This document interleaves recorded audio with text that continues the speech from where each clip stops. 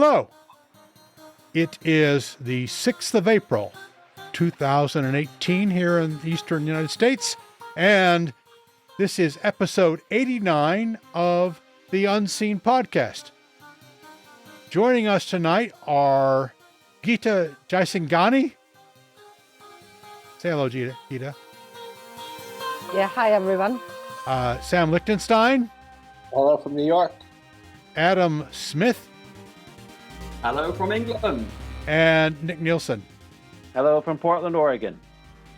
Okay, tonight the topic is, there was a pretty good discussion, pre-show discussion, so I'm pretty happy with that.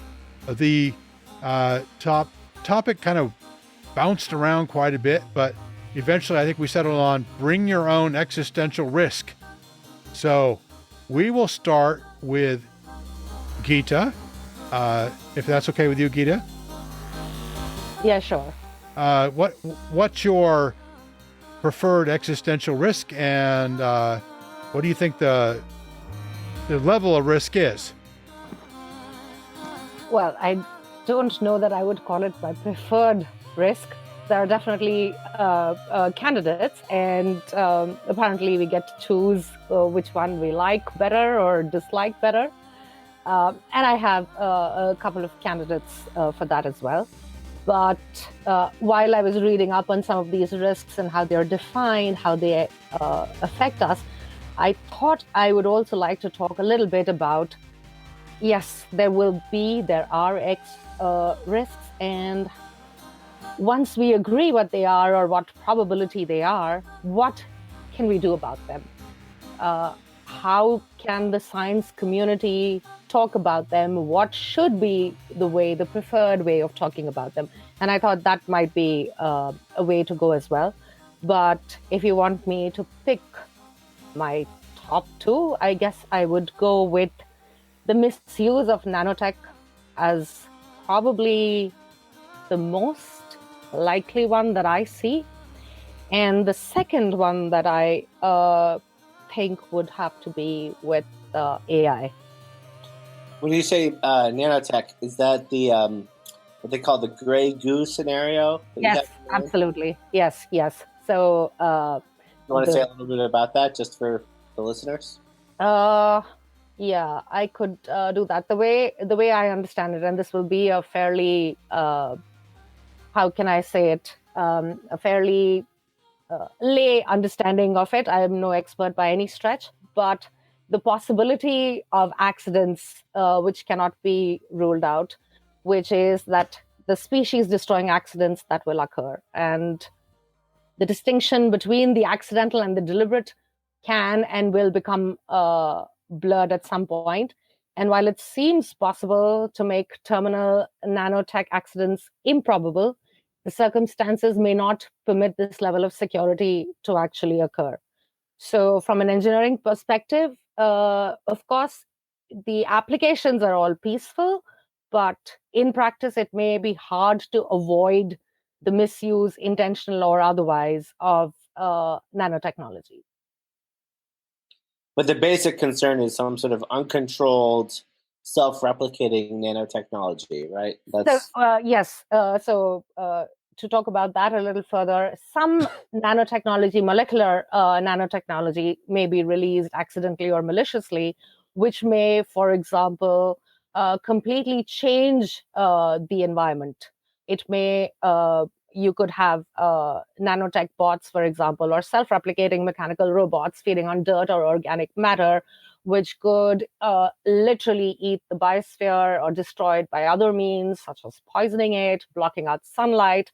And because this technology is relatively easy to manufacture and easy to procure, it would seem to be a risk that is not as far-reaching as it appears on first thought. Mm-hmm. Yeah, I remember that being an issue back even in the 80s when nanotechnology was still considered infeasible. I went to a talk by Eric Drexler, who's one of the great advocates of nanotechnology, or what he called molecular engineering at the time. And he said, we've got to make sure that if we engineer self-replicating nanobots, that they have some kind of stopping criterion. And otherwise we get this scenario where everything, it just eats everything. Now that actually does require that these nanobots have some way of harvesting energy from everything, which is not obvious. Otherwise, there's a threshold below which that they can't harvest energy, but that would not save us. it might not, but us have been attacked by lots of nanomachines over millions of years, known as bacteria and viruses. Well, they don't actually eat us. They do, they use us for their own purposes. And we've mostly worked out just fine. And well, many of us die, but we get through it. If you look, I think that raises an interesting question. It takes us a bit far afield, but I'm curious if you have an opinion. What was Drexler wrong about? If he was wrong, I don't know if he was. I think he pretty much he was right that if we're going to engineer self-replicating nanobots, which is actually not non-trivial, to be self-replicating takes a lot of machinery. That you have to put some way of limiting how much they eat or consume in raw materials, and I don't think that's changed. Paul, you've often mentioned in other episodes of the Unseen Podcast the difficulty of mastering self-replicating technologies, but I can give you a scenario in which you could have the gray goo scenario without needing self-replication technology, and that is, Gita also mentioned an AI scenario, which is the chief focus of a lot of existential risk specialists today. If AI was empowered to build nanobots, those nanobots themselves wouldn't have to reproduce themselves. They could just be produced in sufficient quantities by an AI that had access to production facilities. Yeah, but that would be, there you have a linear production, not a exponential production. So I'm not sure that really works. Well, if the AI spawned an additional AI, and then each of them was able to. So a self-replicating AI then. Yes. There would be self-replication, just not of the nanotech. It would be of the progenitor, which would be AI in this case. But you wouldn't even have. You could call it self-replicating, but you call it also. It's more like it would be like cell division. I mean, if you had a successful AI, a strong AI, and all it would have to do is separate off a part of itself that didn't fall below the threshold of itself, and then it's not quite the same challenge as mechanical reproduction of a precise copy. Does that make sense? No? Yeah, sort of. I just don't see that results in like this exponential growth in the number of nanobots that are consuming the planet. It feels like the exponential aspect of the reproduction shouldn't be that hard, to be honest. Right? Bacteria can do that, right? But they always hit limits, right? But like nothing has even really come close to it. Because almost every biological organism has a sigmoid growth curve. They start out, they go through exponential growth. Why haven't any non-biological? There have been man-made computer viruses that have been self-replicating and have expanded relatively profligately, but there haven't been any cases that I think of as near misses when it comes to say sexually reproducing artificial organisms that are like a threat to humanity. Yeah, well, the thing is that no biological organism that is small and can reproduce rapidly eats people, right? Well, there's the flesh-eating virus, right? Right, but that's not really that accurate, right? It's just bacteria, but they use the host to reproduce. They don't use the host and to spread. They don't use the host for food that much. Now, animals that do eat people, like tigers and lions and crocodiles, don't reproduce fast and can generally be contained. So what you're talking about is a new species of thing that eats people and reproduces so fast that it can't be contained. So, Paul, are you actually suggesting there's an ecological theory for why we haven't seen more predatory, self-replicating, I don't know, I guess predators is a word, but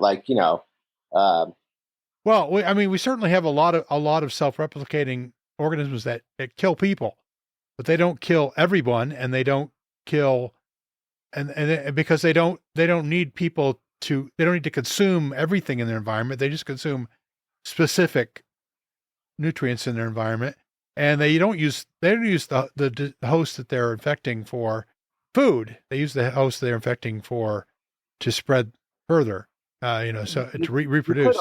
You could argue that the decomposers in the trophic pyramid, that they eat people, those that are allowed to decompose, most are embalmed, and that the microorganisms that eat decaying. Well, I mean, biomass. living people, Okay. People are defined as by live people. Yeah, well, if you limit the ability of a creature that consumes living people, since we're such large animals, it would have to be another apex predators, and we all know that apex predators are very rare, and they're much more rare than secondary consumers or tertiary consumers. They're rare and they're bigger than we are, so we can typically see them and contain them. And we've had so long to kill them off. I mean, wolves used to wander around Europe, in and out of European cities at night, but we killed off all the wolves, so that's not a big risk for us anymore. But there was, way back in human prehistory, a particular species of big cat that evolved to prey on human beings, and it's been shown how the teeth that grew in a particular way to take hold of the eye holes in the socket of a pre-human ancestor skull. I can't remember. I could find you that link later, but I can't remember this. And yet we're still here, right? So that's right. Well, by its very nature, because like I said, there are very few apex predators in the biosphere, and human beings are so widely distributed over the planet. Even if we were locally hunted to extinction, there would still be people elsewhere. Well, an apex predator can't eat all of its food stock, right? It has to eat only a small percentage of it, and then right. So just like there's a lot of antelope in Africa. The lions haven't eaten them all, and they won't, and they can't. Also, the success rate of apex predators is quite low, which is the reason why there are large populations of prey and much smaller populations of predators. Right. Well, I mean, humans are an apex predator too. Even people as apex predators,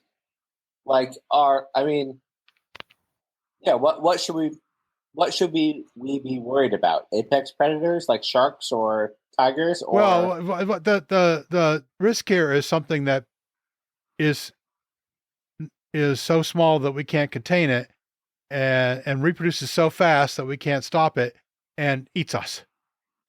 I think the time scale would be the most relevant factor here. That the growth is so quick that our response to it will necessarily be slower, and that is why it would be a high risk.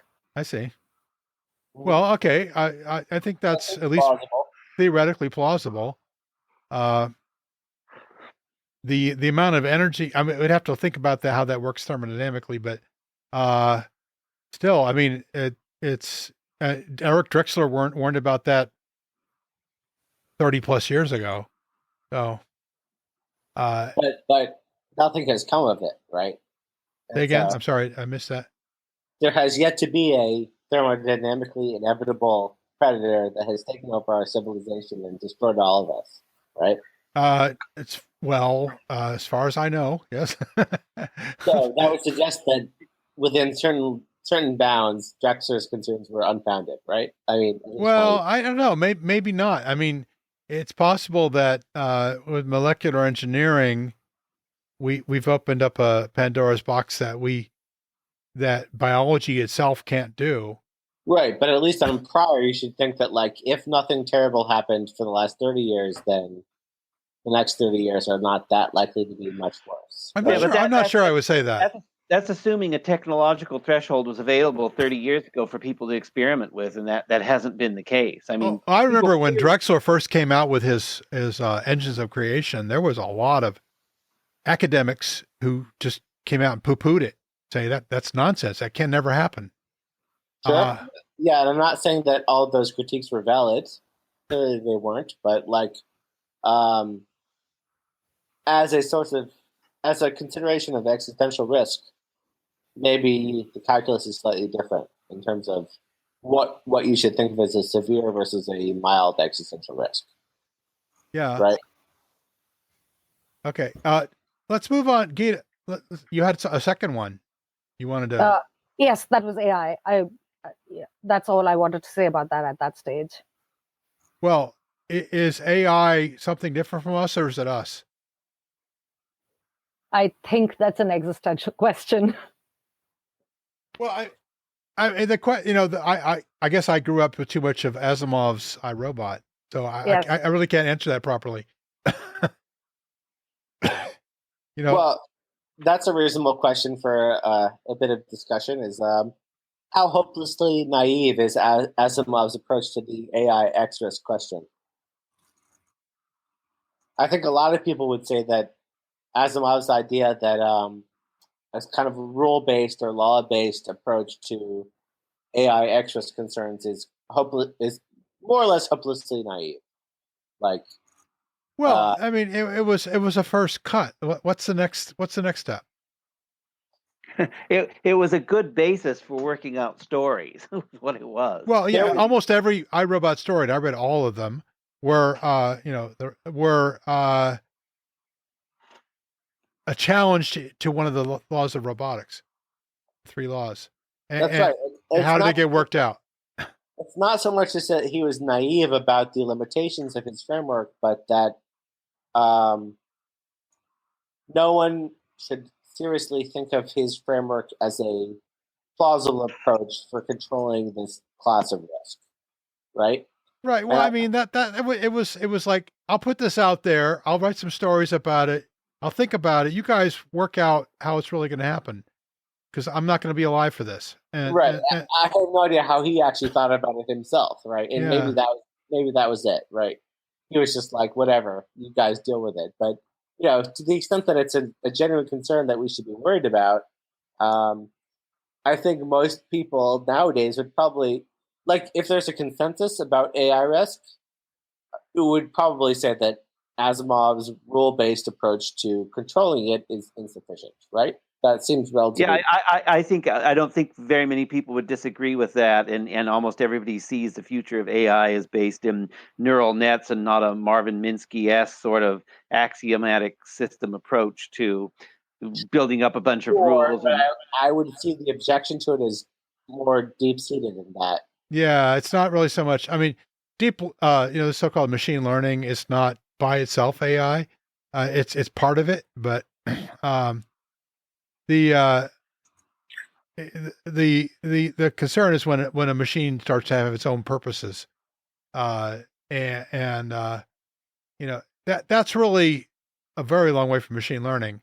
I mean, you can do machine learning just by curve fitting. That's a sort of form of machine learning, but what I think is you can give a machine a purpose with a very low level of AI. I mean, we could build a drone today and put a gun on it and tell it to seek out a heat signature and kill it. No, but that's not its own purpose. That's a purpose that. Well, what? That's a goal that's been given by someone else. But our goals are given to us by evolution. Difference, Paul.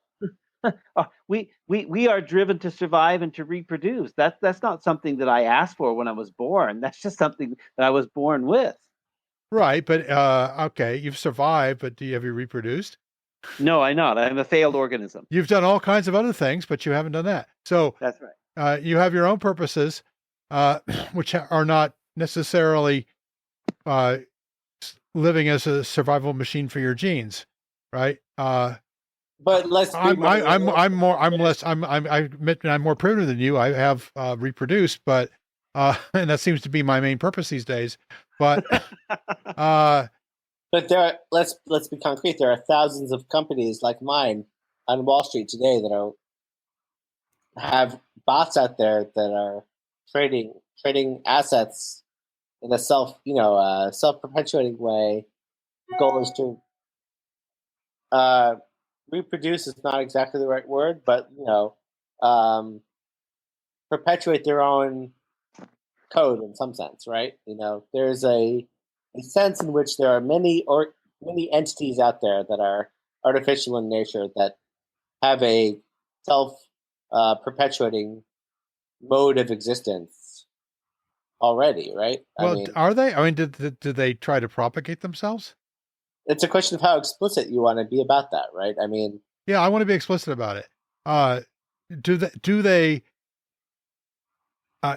Is there some way of these bots making copies of themselves? Let's think of here's what I think of as the very simplest, most naive example: a system that is just a linear regression upon past history.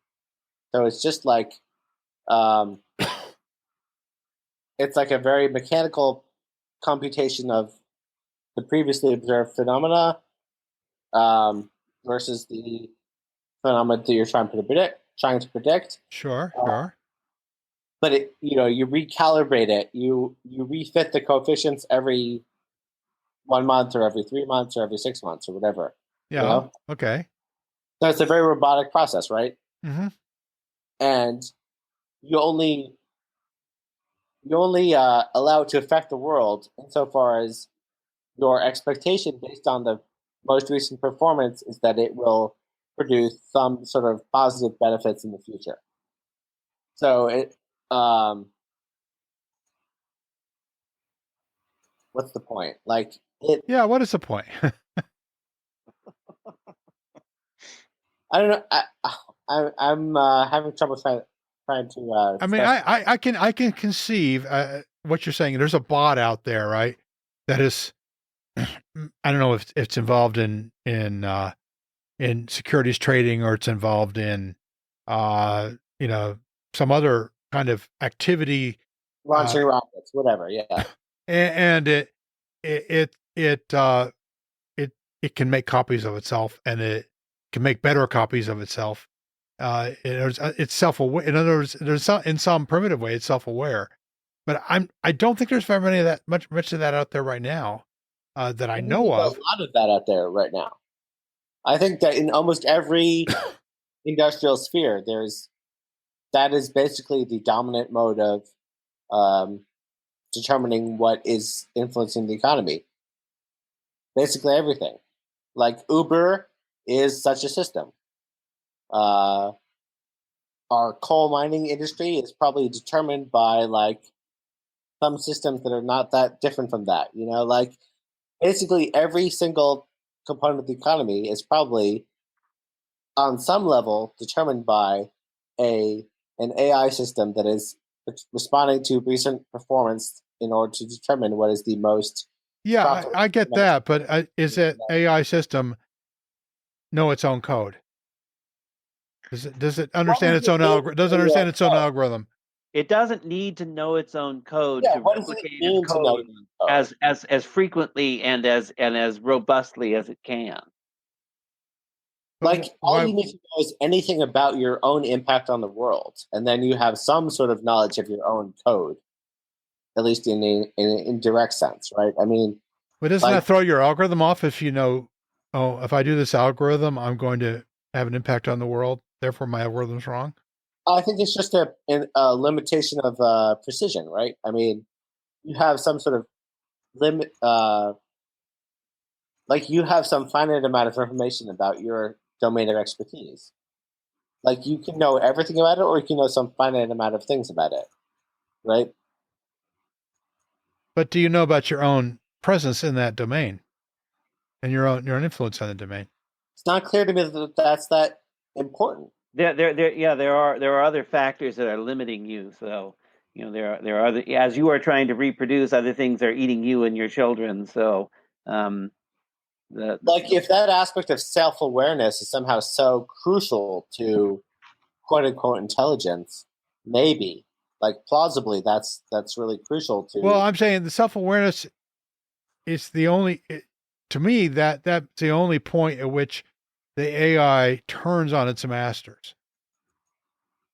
Yeah, but you know the Paperclipper scenario, don't you? Masters, as soon as the system behaves in a way that's somehow dissonant with what the masters want, right? I mean, who knows what the masters want? The masters want what they want. They want to make as much money as possible. They want to. Sure, who doesn't? Well, that's what the AI people call the orthogonality thesis. That's right. The AI systems or the mechanical systems you produce may have interests that are orthogonal to your interests, but you don't really realize it because so far they're just cooperating.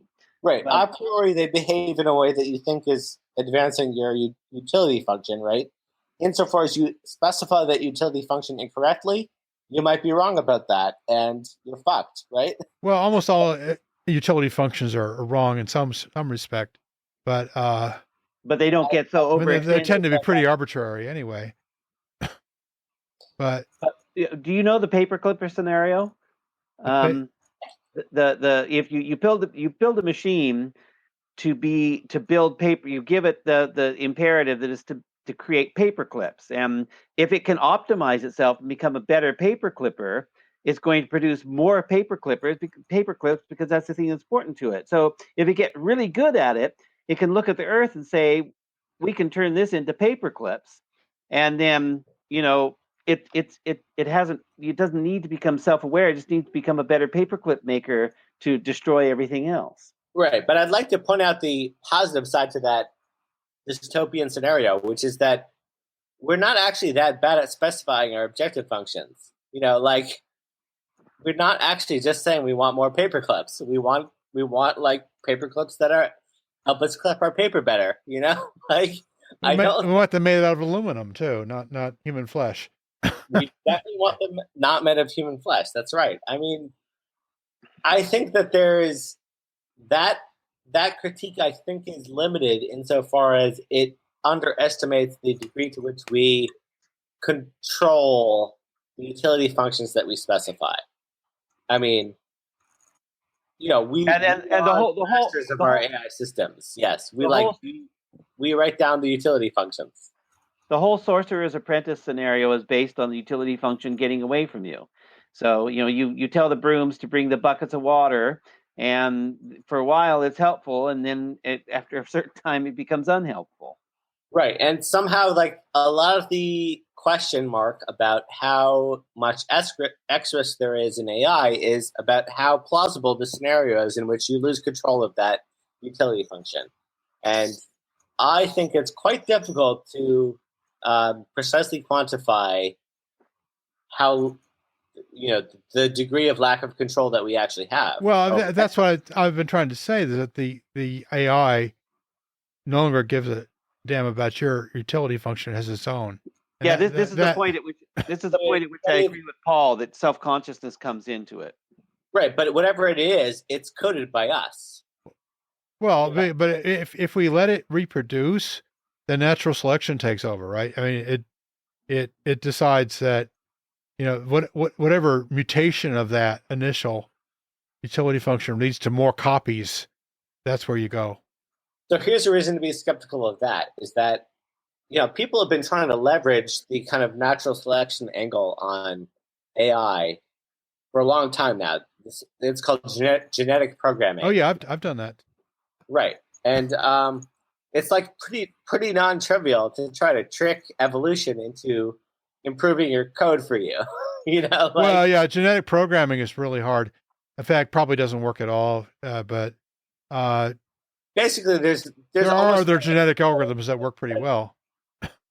It's not really that useful in practice, right? I think that's a fair summary of GP. Yeah, I would say GP is, we're a long way from being able to make that work in practice. Right. It's an interesting idea. Seems like a priori seems reasonable, but in practice, it's not so trivial to get a computer to evolve towards an objective function that you impose from the outside, basically, right? Well, you can use it for things like hill climbing very, very effectively. Just generic function optimization. Yeah, right? yeah, stuff like that. It does that pretty well with these very multivariable spaces. Although maybe not so much better than just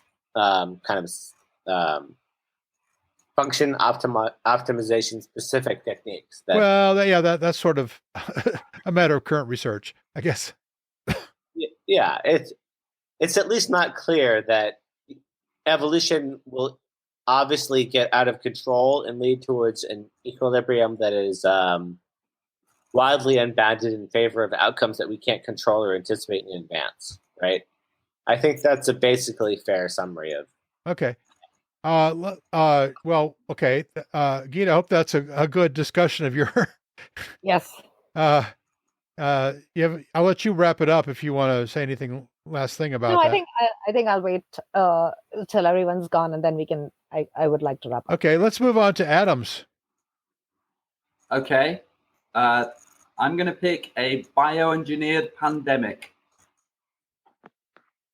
I think the current the current risk of a global pandemic from bioterrorism seems pretty small right now.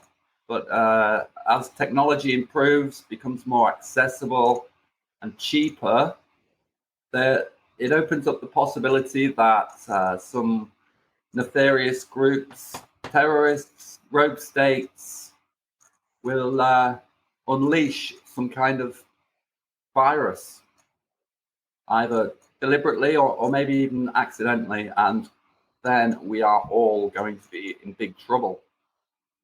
What mode of transmission are you most concerned about? Well, the most dangerous would be an airborne virus because it's indiscriminate. Why is a virus worse than a bacteria or another form of biological transmission? Viruses are generally more virulent, more dangerous. But who knows? It doesn't really matter, does it? If it kills us, it kills us. It doesn't really matter what it is. Well, that's true. I think I'm not an expert on virology, but the airborne viruses we have right now don't kill us because we're evolved to resist them. But people have talked about bird flu possibly becoming a human flu, in which case it would kill a lot of us, right? Now, that could be engineered. Exactly. Yeah, so why hasn't it happened yet? Because the technology is currently in the hands of sensible scientists. Nah, that somehow that doesn't seem like a convincing explanation to me. I'm pretty sure that surely there are a lot of sensible scientists who are working for terror. But gene editing is still pretty new, and if you were to use gene editing techniques once like Adam says, once the technology becomes plentiful, cheap, and widely available, and somebody gene edits an Ebola virus so it can be spread through the air, that would be a very bad day. Yeah, but like bird flu, it seems like it was already pretty virulent, and maybe there's already a lot of organizations in the world who are pretty motivated to spread it. But I don't think any of the avian flus that have come around have had a death rate on the order of Ebola. And we're just taking natural examples here. If you've taken an engineered virus, but are you basically boiling it down to luck then? You're saying we've lucked out so far that nobody's hit a. I'm saying the technology hasn't been there yet, but people are well aware of this problem. There was just a couple of months ago, there was a journal article was published in which they published the genome of a virus, and a lot of people asked, why did they even do this? So the knowledge is becoming more widespread. The techniques will become more widespread. Not everybody has access to gene editing now, but it won't take but a few decades to get to that point, assuming civilization continues. So are we totally fucked or what? Well, many people thought we were totally fucked when nuclear weapons were invented, but it turned out human beings loved war so much, we found a way to go ahead and keep killing each other without using nuclear weapons. And that was a pretty brilliant idea. Well, it was quite interesting, right? We had like Oppenheimer and various other people like that writing all these highfalutin articles in Foreign Affairs and magazines like that about like how we should be sophisticated in our approach to using nuclear weapons against one another, right? And it was almost all the intellectuals in the 50s said either we would end up with a world government or we would destroy ourselves with nuclear weapons. And neither of those two things happen. We do not have a functional world government. Yes, we do not yet have a functional world government. We have not yet destroyed ourselves with nuclear weapons. And nuclear weapons are past their peak. Even Russia and the United States have no longer make the really big, 5 megaton plus nukes. Basically, people are only manufacturing tactical nukes these days. And nobody's making anything near the size of the Tsar Bomba, which was 50 megatons when it was blown off in a test explosion. Yeah, well, So nuclear weapons could still destroy us. I mean, that's not. Oh yeah, but we're past the peak danger of nuclear weapons. It's a very optimistic viewpoint, Nick. Well, but I think it is. I'll take survival over non-survival any day, even if it's post minor nuclear war Holocaust survival. That's fair, but I don't know. Somehow it still seems remarkably optimistic to me. I don't know. I tell you, I was pretty alarmed when some guy who lives in the White House started making a lot of nuclear saber rattling at North Korea. I wasn't alarmed in the slightest. Well, because I mean, even if even in the unlucky scenario that North Korea would try something like that, the number of people killed would still be in the tens of millions. Yes, but it wouldn't be 7.6 billion. Yeah, but that's 10 million people dead is still pretty alarming. It's very alarming. Yes. Would it happen? That's the question. Right? Well, I mean, probably not. Probably not. But if it depends upon just one person being sane, that makes me nervous. It should make you nervous, and it has depended on that for more than 50 years now. I mean, lots of crazy people get their hands on semi-automatic weapons that can do a lot of damage. Yeah, that includes people like Curtis LeMay, J. Robert Oppenheimer. I mean, all you have to do is read a little bit of Cold War history, and you can find all the near-miss scenarios. There's a recent Command and Control documentary, and then there's the two famous instances where Russians didn't fire off in response to what they believed to be detections of incoming missiles, and then the submarine commander during the Cuban Missile Crisis who was told to launch but didn't, or something like that. So there were lots of near misses, and we were really lucky as a species. And like I said, at this point now we're past peak nuclear risk. That doesn't mean there's no more risk, but it does mean that if a few cities were taken out, we would still survive as a species and even as a civilization. Yeah. But I'm curious, as an astrobiological theorist, how seriously do you take that past peak nuclear risk claim in terms of quantifying the degree of nuclear risk over time as a function of civilizational maturity? I think nuclear war is still the biggest existential risk we face today. Things like AI and bioengineered pandemics may become much bigger risks in the future. But right now, the biggest danger to humanity is nuclear weapons, and the nuclear winter that would follow a nuclear war is what would get us. Adam, I'm curious what your thought is about this as well. Like I think my intuition is that, like, if you kind of integrate over the space of possible futures, somehow it doesn't feel like those are as big a risk, right? Nuclear risk seems smaller than AI and some other risks. Maybe that's a complete fallacy on my part, but if I had to put a number on it to plug into a Drake equation, yeah, that's what I'm getting. I figured that's what you're getting at. A longevity. What percentage of civilizations have their longevity cut short by nuclear weapons? I would probably put it between 10 and 25%. You know. So, yeah, well, that's fair. But nobody really knows. That's right. Nobody really knows. I mean, I would I would give my right arm to know, literally my right arm, actually probably both my arms, to know what the real statistics are.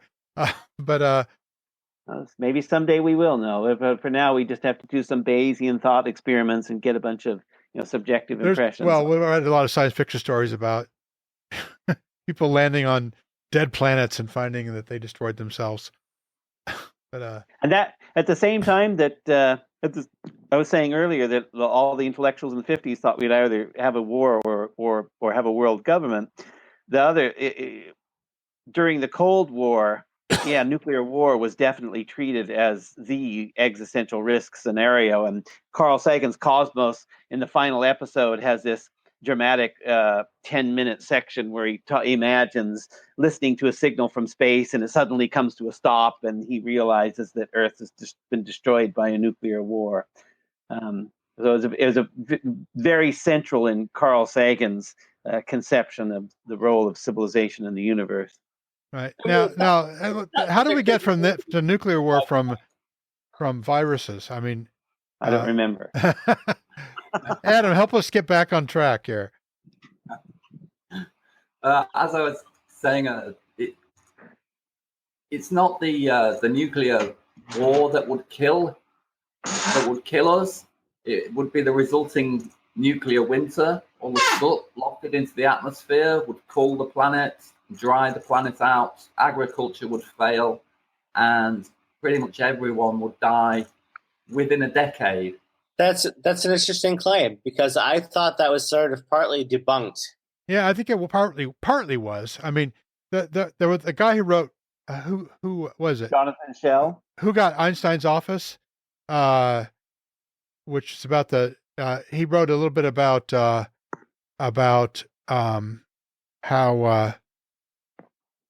that whole Carl Sagan thing about nuclear winter maybe was a little bit overplayed. The guy who popularized the nuclear winter scenario, besides Sagan, was Jonathan Schell, who wrote a book called The Fate of the Earth. It was a really big seller in the early 80s. Right. During the big disarmament wave that happened at that time. Some of the modeling behind the nuclear winter was a little overblown, but it doesn't mean it couldn't happen. It just means that, Well, we can't assume it would happen evenly all over the planet. Yeah. I mean, just because the northern hemisphere gets wiped out, that doesn't mean the southern hemisphere is going to get wiped out. Yeah, Australia might survive okay. Not easily, but okay. It's like a very morbid thing to be thinking about, but like, hey, Mad Max, man, that's a great fantasy. Like, I'm very sympathetic to the people who are critical of it, because it's like, it's like the most serious issue there is, and so why are you exaggerating? Well, this is why Herman Kahn was so criticized, pretty severely during the Cold War and after, for his willingness to, quote, think the unthinkable. But he made a real effort to systematically go through nuclear war scenarios and to think them out rationally, and not just because some people just want you to throw up your hands and say, "Oh, this is so horrible. We shouldn't even be thinking about it." And you're talking about it. I think some people, like I would say the majority of people, right? I mean, probably. Like basically, most people don't want you to think rationally about such a scenario, right? I would agree with that. They have some sort of ideological preconception about what you should conclude in such a situation, and the So they have a lot of conversation stoppers that they throw out at you to try to get you to stop talking and cut the conversation short. Absolutely. And it's not that it's not convincing. It's just that it's like, what is, intellectually, what do you want to think about it, right? I mean, yeah, the only way to talk about it is to write a science fiction story. in some sense, yeah, right. I mean, talks right. about it in his books without writing science fiction about it. Yeah. Well, I mean, all these scenarios, tend to be, I mean, you have to make a ton of assumptions to get anywhere, but I agree that a lot of people have a very emotional response to any of these topics and want to stop right there. In fact, what David Grinspoon did in his book about, well, my topic is climate change. We probably won't get to that, but in his book Earth in Human Hands, he said, basically, a lot of very well-meaning people, when you get to the subject of how bad is climate change, they don't want to go into that. They want to say it's bad. Stop. Yes, I've read. It's going to kill us all. Stop. And what he's saying is, well, okay, it's probably not going to kill us all, but we do need to do something about it. But we need to. Is it a risk? Yes, but is it? Yeah. I've tried to talk to people in this vein, and yeah, they get really upset when you say we'll probably lose most of our coastal cities. We'll have to rebuild infrastructure at higher elevations. There'll be some cities that will be okay because they've got their electrical grid and their communications grid at a high enough level. It won't be. And some people become very agitated when you start talking in these terms. And I understand why they do, but it's not a helpful response. The helpful response is there's a problem.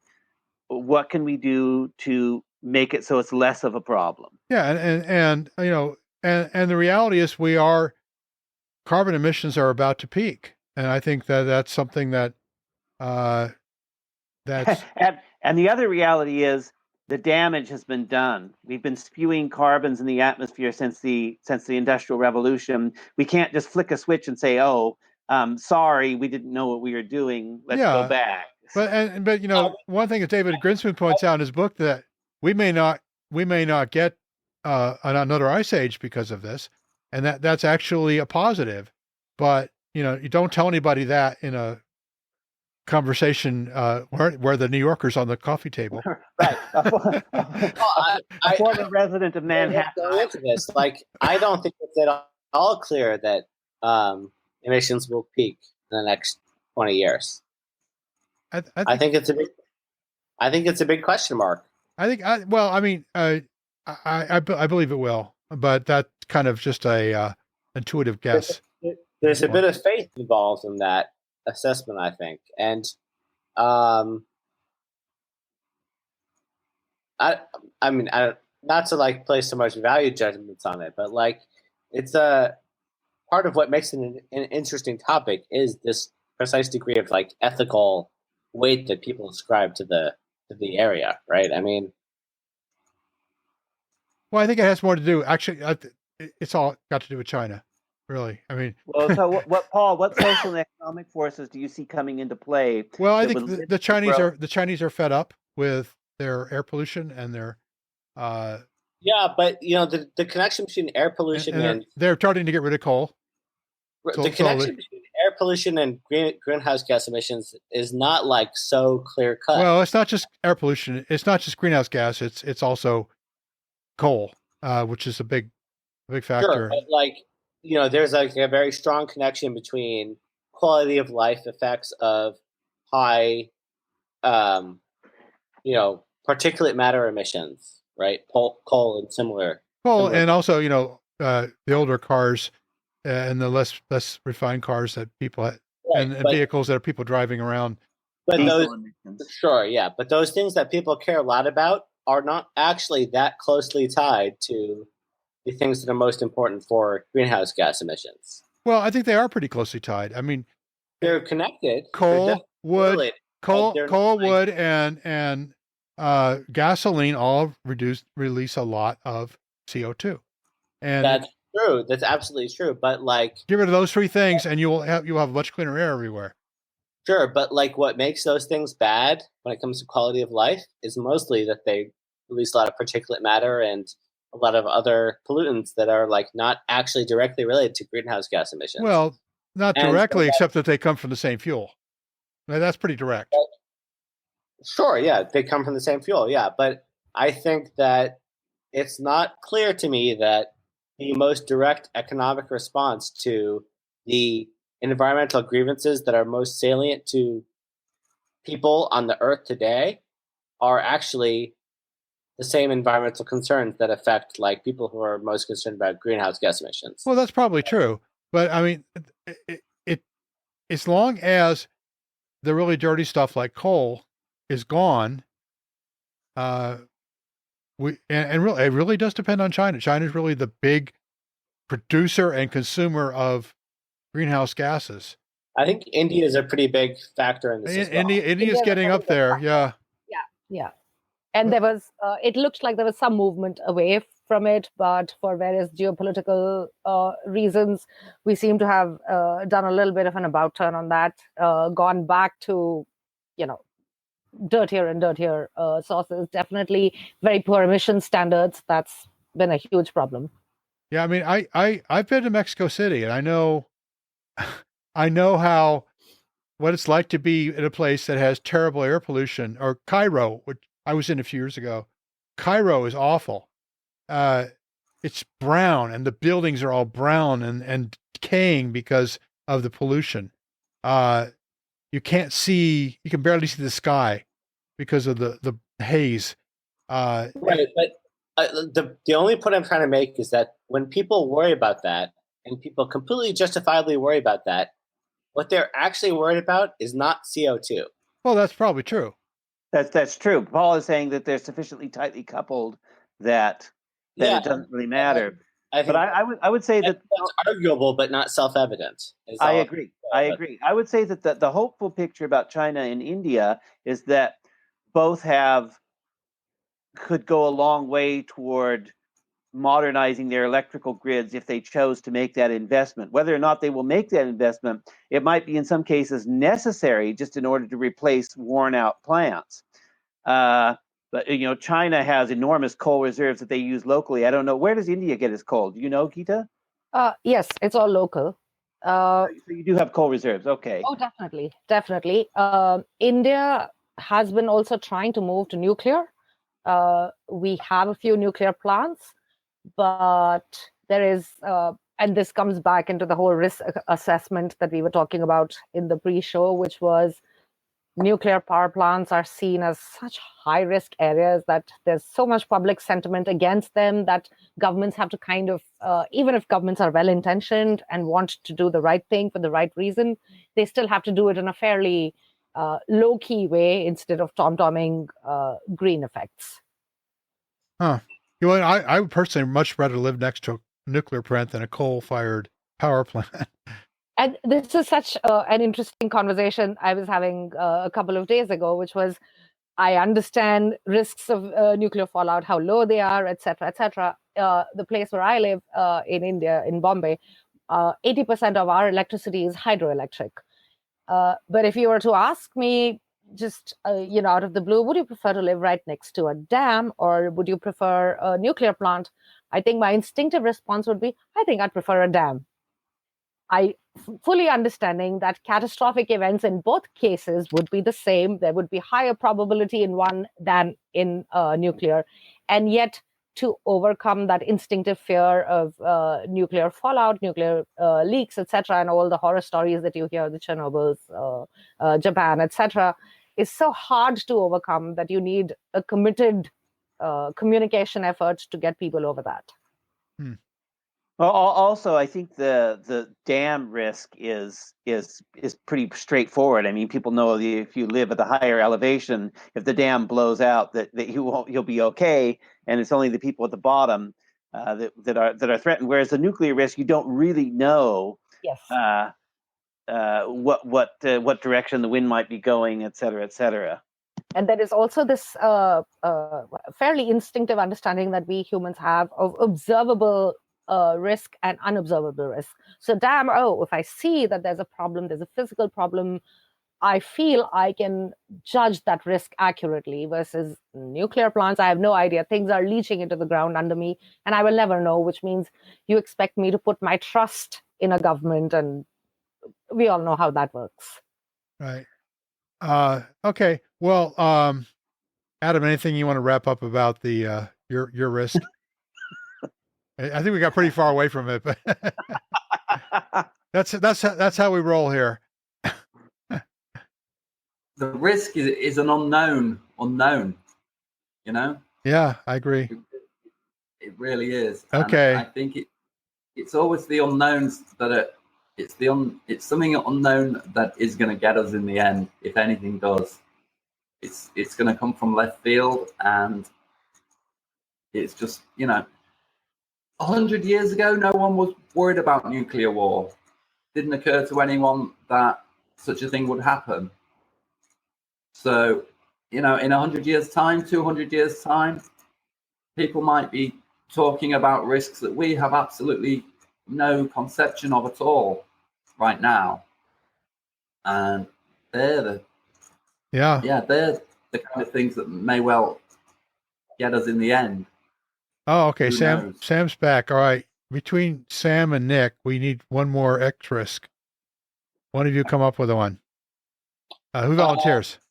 Climate change. Okay. Go for it. Climate change is clearly an existential risk. How big a risk is very up to debate to me. That's all I'm willing to say about it. Well, I mean, I personally think that it's a small but very, very high risk.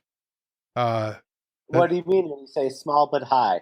Well, I mean, right? there are mechanisms for climate running away with us and becoming, and most of the Earth becoming uninhabitable. Yeah, it's an interesting case because, like, when you dig into the details of how such mechanisms would work, they rely upon positive feedback mechanisms. Right. Yeah, they do. And I think that like a lot of ice melting, a lot of methane being released, that sort of thing. Yeah, methane clathrates being released from the ocean floor, or from the tundra. Yeah, right. Tundra pockets of methane being released from pockets of the tundra. It's an interesting case because it seems very difficult to constrain these things quantitatively. We don't really know how the whole system behaves, but we know some things, right? It's not like the physics of how methane clathrates work are completely unknown to us. No, that's not unknown. The question is how does that how does it all work together as one big system? At what point does it become out of control? How plausible is it within the realm of generic climate variation that we can expect within the next 50 years, for example? Let's classify these climate risks so we know what we're talking about, the same thing. So let's say you got a minor episode where ocean levels go up 6 inches to a foot. Let's say you got a major thing where ocean levels go up 100 to 200 feet. Sorry, I'm talking English measurements here. And say you have a completely catastrophic scenario where the climate runs away and it gets so hot that Nick, a lot of interrupt you because this is like a pet peeve of mine, because people talk about climate risk in terms of predicted categories of outcomes, and sea level rise is one of the major categories of outcomes that people care about, and the plausible levels of sea level rise are kind of like one of the most sort of concrete things you can latch onto as what people think of as realistic risks that one should think about when it comes to climate change existential risk concerns. And from my perspective, and I could be completely wrong with this, it's quite hard to say actually, but the types of sea level rise that are relevant to kind of, let's say, probabilistically integrated concerns, like overall, if you think about all possible histories all possible future trajectories of the climate, what should figure most prominently in your concerns about what's going to fuck with us? Particularly severe levels of extreme sea level rise are very salient in that. But I don't think that's the only risk at all. It's not the only risk, but I specifically brought up different levels of sea level rise. Definitely not the only risk, but it's an important risk. And like here's my biggest concern is that like when people think about what the scientific consensus forecast of sea level rise for the next, say, 50 to 100 years is, that forecast often is super linear in a way that seems unfounded to me based on the historical evidence. Like if you just try to make the best possible prediction of the amount of sea level rise in year X, given the information you have in years before X, I think that the best prediction you can make will involve basically a linear extrapolation from the sea level of rise observed before year X. And I think most concerns about projected sea level rise involve the extrapolation of superlinear positive feedbacks that involve massive expansions of the amount of projected sea level rise beyond what has actually been observed. And so, for example, if you ask me what I think the most likely sea level trajectory for the next 20 years is, I would say it is a linear extrapolation of sea level rise for the last 20 or 40 years. And that will not be the rate of sea level rise will be essentially equal to what we've observed recently. To the extent that it's greater, it'll be a small increase, and the economic consequences of it will be negligible. But if you look at kind of forecasts of economic consequences of climate change, you'll see that the impact of sea level rise is related to extremely large magnifications of sea level rise effects that go well beyond the historically observed realizations of that.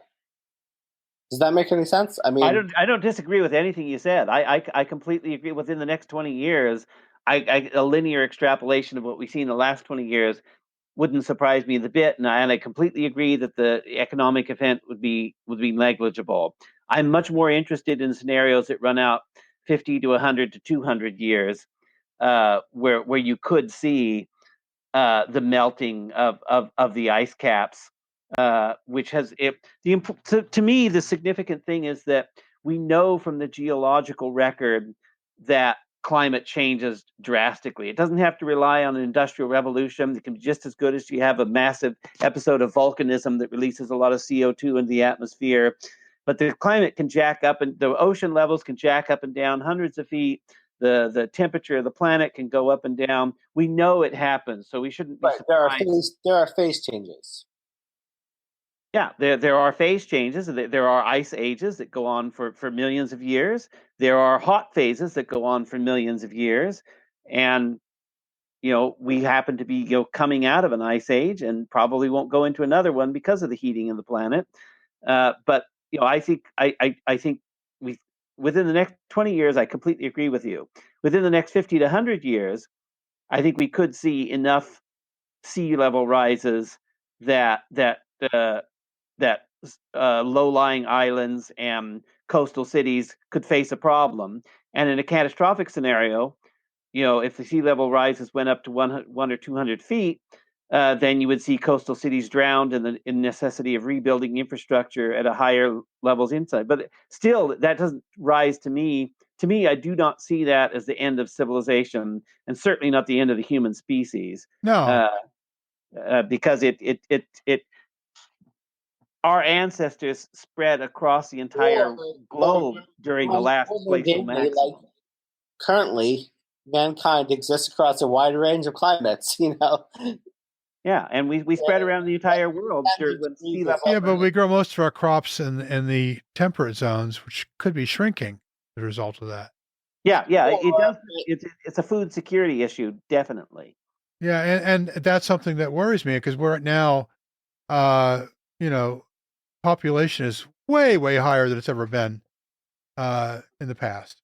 So, you know, It's a question of what you're proposing versus the status quo, right? I mean, and why the alternative to the existing situation is supposed to be better in some way, you know?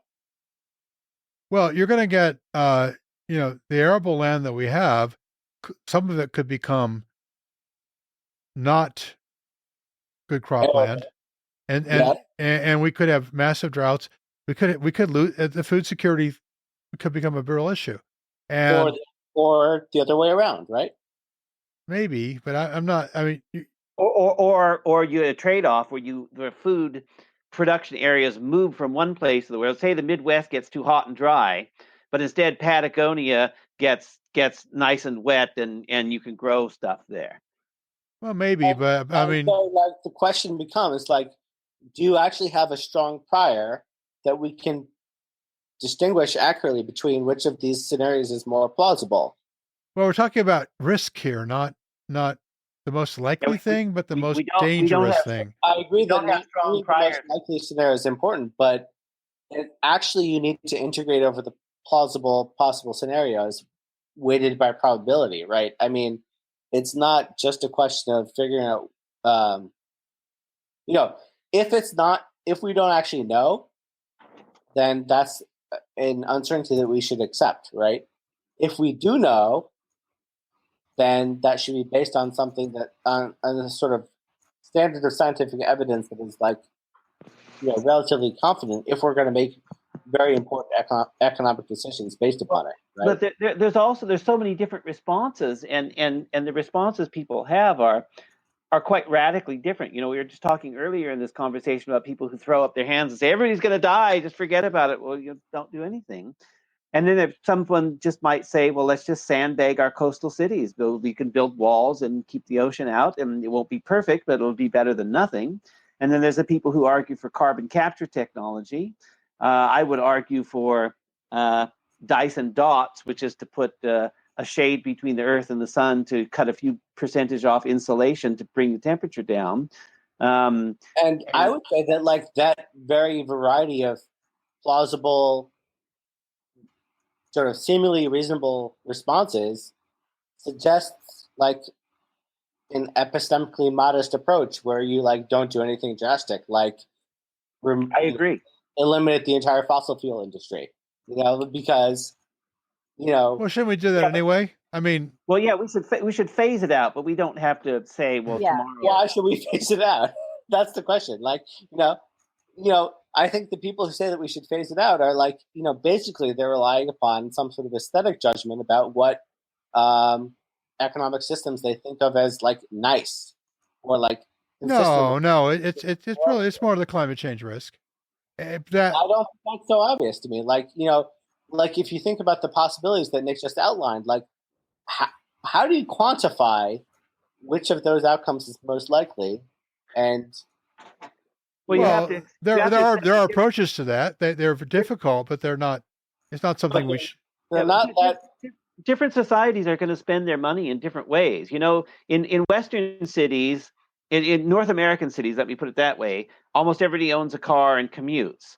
In Tokyo, almost nobody owns a car, and you can see that if Tokyo, as a waterfront city, is going to spend its money on mitigation of sea rises, it's probably going to spend its money differently than Seattle is going to spend its money on sea rise mitigation, and that's not bad. Obvious, which is smarter.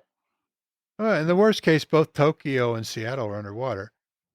But well, Seattle's pretty steep, so you'd lose the lower streets, but a lot of it would still be up. Well, like above, 300-400 meters, but you know, when you 300-400 meters. If you melt all the ice caps, that's where you get to. Yeah, well, we've been talking about 100 or 200, you know, foot rises, but yeah, 300-meter rises, then that would be. Yeah, we'd go to Denver. The vast majority of the population of the Pacific Rim would be underwater and have to move inland. I mean, they wouldn't all be drowned. They would move inland, but For still. example, They would be refugees. if I had to bet, I'm willing to bet that like in 25 years, Seattle's not going to be underwater. I would agree in 25 years. 25 years, absolutely. no, probably not. But 100 years, maybe. Even 50 years, I don't think Seattle's going to be underwater. You know, like I would agree with 50 years too. But when you Okay, in start 50 years, we're going to meet up, and I'm going to check you on that. and so like, I'll be 110, but when you get beyond, when you're starting to get beyond 50 years, it's like, who the fuck are you even talking about? Like, well, my grandchildren. What's going to happen beyond 50 years? It's like the people whose forecasts you're talking about are completely unreliable. And it's not that I don't think there's reasonable science behind the climate models that involve multi-decadal forecasts of the climate system and sea level, etc.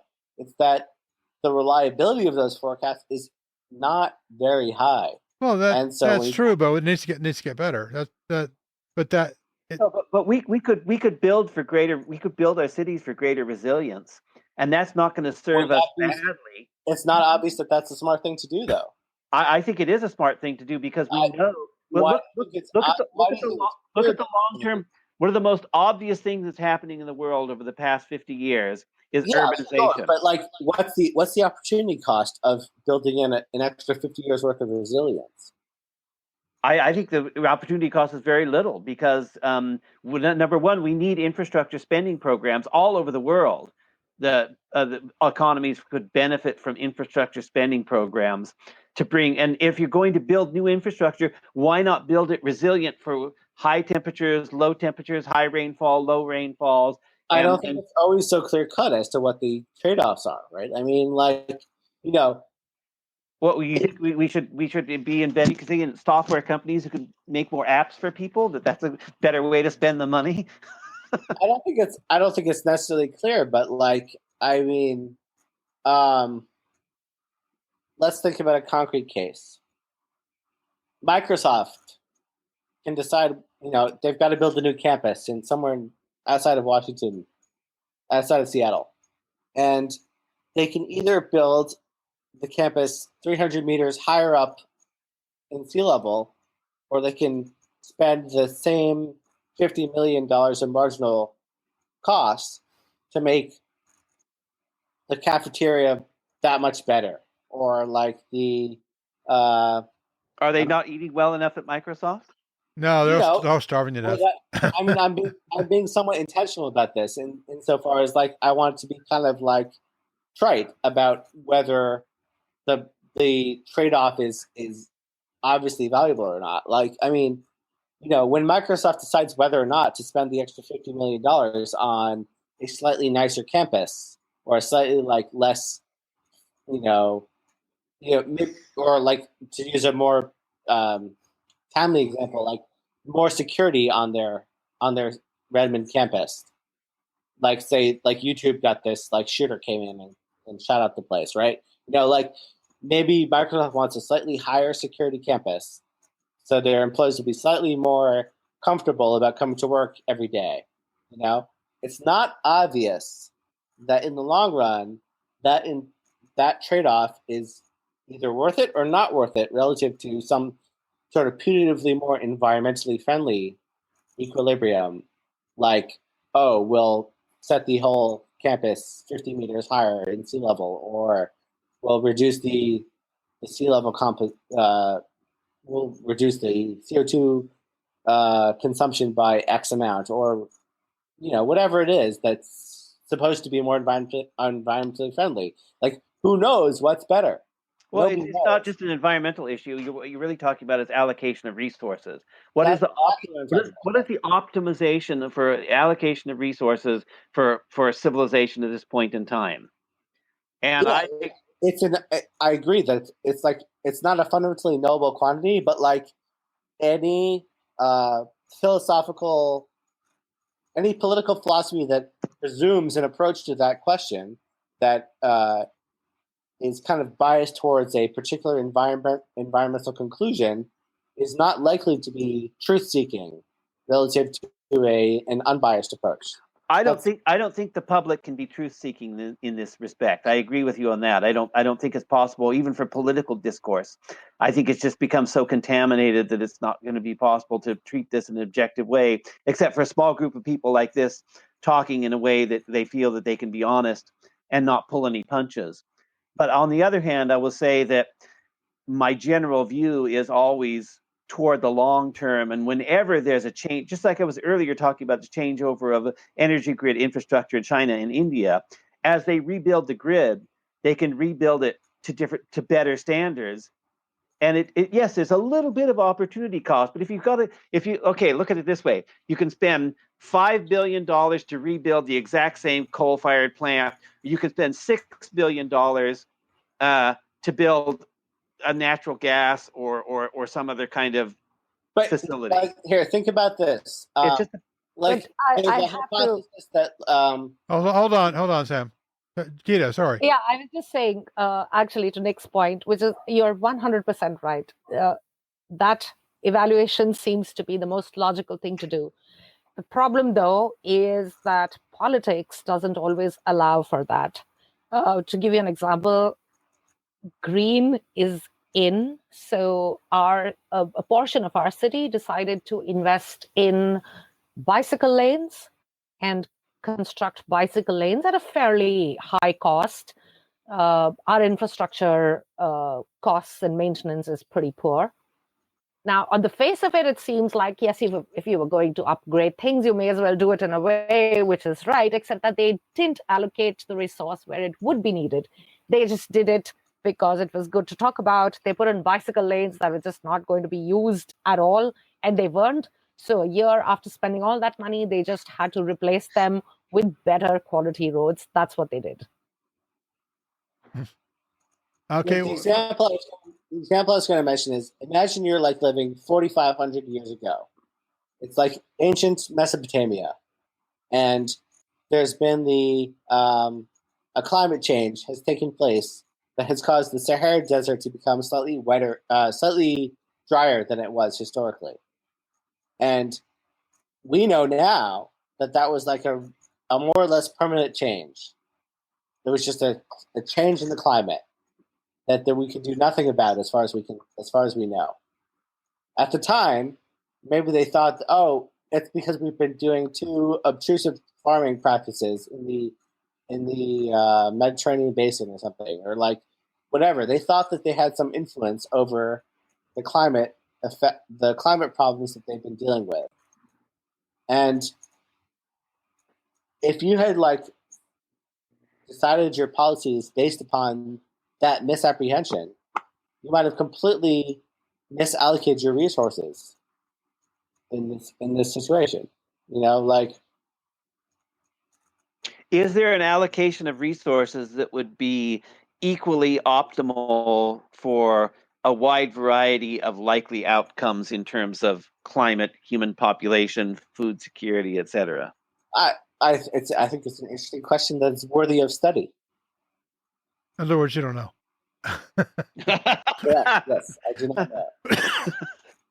Well, you sound like a government bureaucrat there, Sam, for a second. Obviously, I don't think anybody knows the answer to that question. And yes, it would repay study, and we don't even know the parameters to make an equation to begin to answer that question. Well, in terms in the cosmic sense, we're kindergartners, and we be the experts. I would say it's an interesting case because I don't think that the most well-informed people on climate policy know the answer to that question. I agree with you. Well, I thought a lot of the climate policy is more tribal than it is, rational. But yeah, it is. It is tribal, definitely. And I think that's sort of, we talked about this a bit in the pre-show discussion thread, which is that this is where the issue of epistemic modesty becomes relevant to questions of existential risk, which is, how does one respond rationally in the space of such fundamental epistemological uncertainty about what my response to that is in this isn't quite the perfect answer to the optimization for allocation question, but build for resilience and for maintenance. I don't think that will ever serve us poorly. I don't think that it's ever going to be a misallocation of resources. Yes, every once in a while you might get, build too strong of a bridge that doesn't fall down, but it's a heck of a lot better than building two bridges that both fall down. Okay. I think I agree with Nick. Proximate and moderate responses seem to be really one of the only ways in which you get through. You're able to communicate some of these very tricky and nuanced things. I think it's trivial to come up with a situation in which that heuristic will lead you to incorrect conclusions.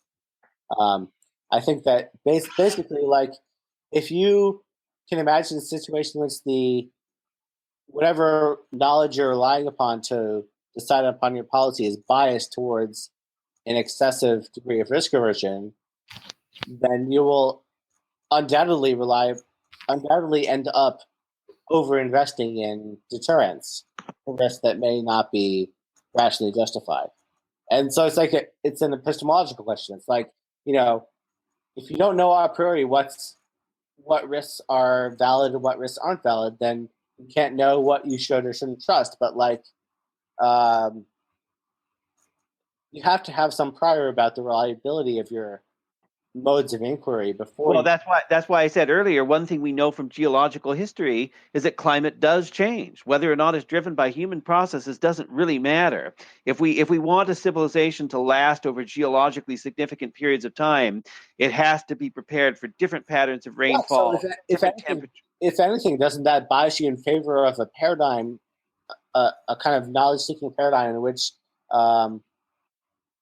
your policy should be agnostic towards the kind of harm induced by whatever specific human modes of industry are? Yes, but at the same time, even I would still be biased toward building toward durability and maintenance, even if you overbuild as a result.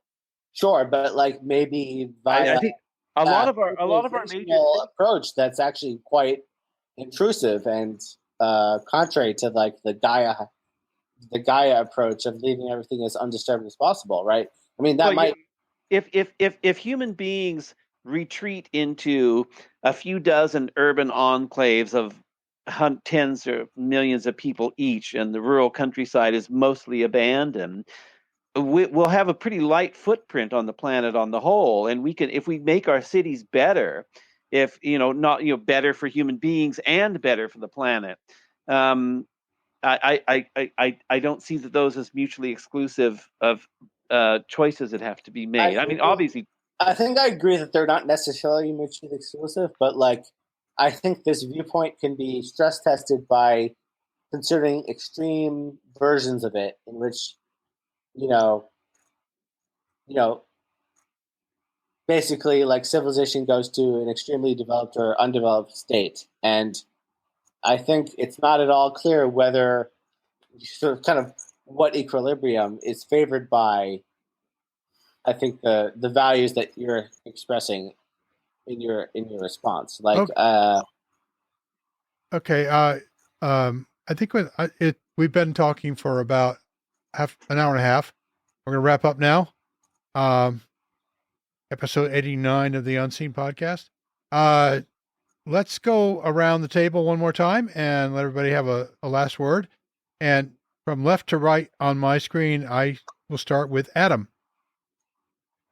Okay. I think it's interesting that pretty much all the existential risks we've talked about today are anthropogenic, caused by humanity. And I think that's probably right. Although there are big risks from things like asteroid strikes, comets, gamma ray bursts. The death from the skies. Death from the skies, exactly. But I think the biggest existential risk we face is our own stupidity. We are overconfident. We generally underestimate risks.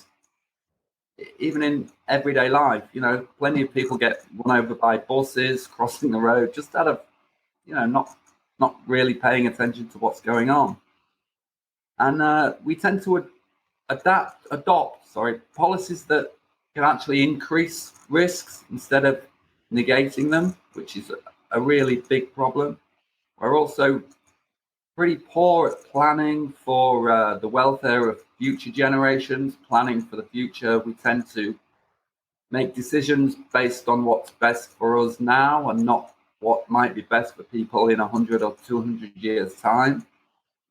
So we do need to take these risks more seriously and try